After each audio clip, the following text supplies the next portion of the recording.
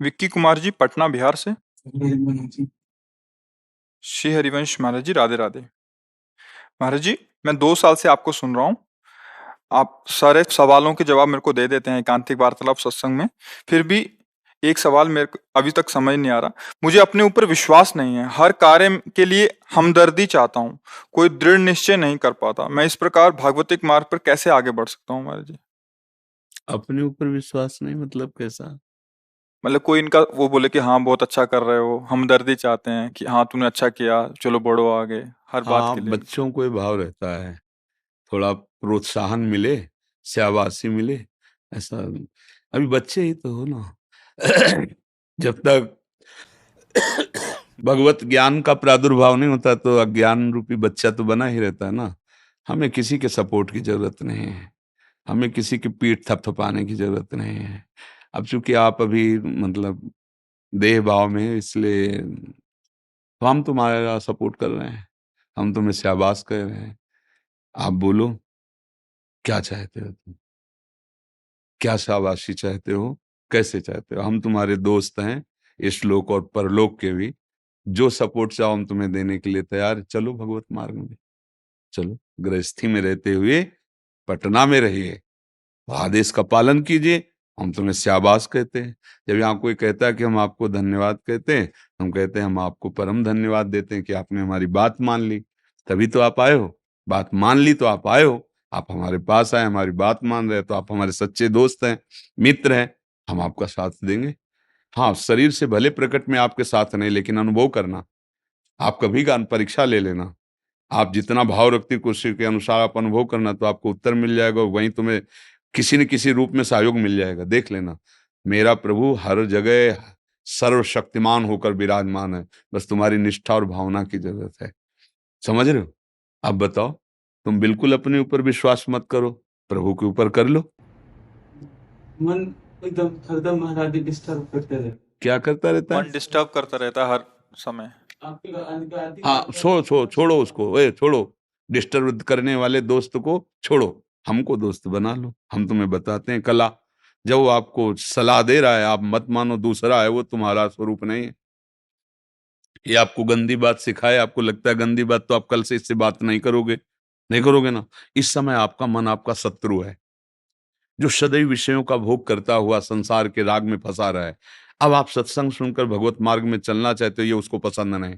वो आपको गलत मार्ग की सलाह देगा, वो आपको नाना प्रकार के अविश्वास पैदा करेगा, नाना प्रकार के उदाहरण पेश करेगा, आपको ये समझा देगा कि संसार सत्य है, भोग सत्य है, ये सब नाटक है। आपको उसकी बात नहीं माननी। जब वो आपको समझाने लगे तो आप राधा राधा राधा राधा, वो आपको भोग सामग्री की तरफ राधा राधा राधा राधा ऊब के वो तुम्हारे अधीन हो जाएगा। और पत्नी सब परिवार आपके बात का है ना, राधा राधा कीर्तन करो रोज रात को आधा घंटा 1 घंटे जब सोने वाला वो देखो करो, हमारी बात अंदर से समझो।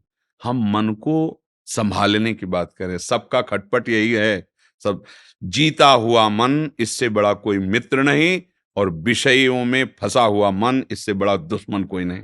हमारा बाहर कोई दुश्मन नहीं है, बाहर कोई मित्र नहीं है, यही सबसे बड़ा दुश्मन और सबसे बड़ा मित्र। देखो, बहुत सही ढंग से हम चल रहे हैं समाज में, राधे राधे, और 1 मिनट इस बेईमान के कहे में लग गए और कोई गलत आचरण कर दे, सब मिट्टी में मिला दे। है ना भारी दुश्मन, पूरे जीवन की कमाई 1 मिनट में कमाई। इतना बड़ा दुश्मन यह है कि अगर इसके कहने पे चल जाओ तो अभी अभी 5 मिनट में जो भी तुम्हारी पवित्रता, धर्म, आचरण सब मिट्टी में मिला देगा। बस इससे बड़ा कोई मित्र नहीं। अभी भगवान में तन्मय हो जाओ, अभी भगवत प्राप्त हो गए।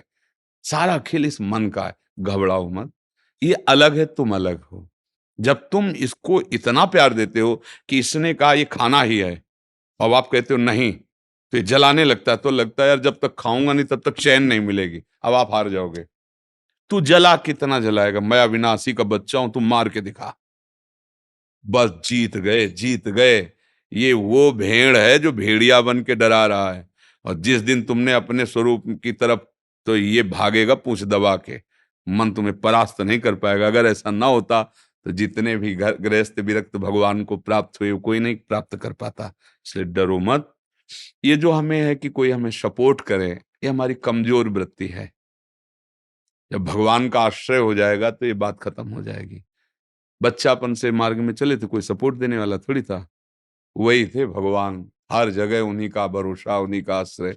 पूरा जीवन इस यात्रा में देखो चलता चला गया, कोई मित्र नहीं, कोई शत्रु नहीं। तो सपोर्ट की जरूरत भगवान से है, इंसान से नहीं। वो सपोर्ट करेगा तो स्वार्थवश करेगा, और जहां देखेगा हमसे बढ़ा जा रहा है वहीं अपना सपोर्ट हटा के तुम्हें नीचे रौंदना चाहेगा।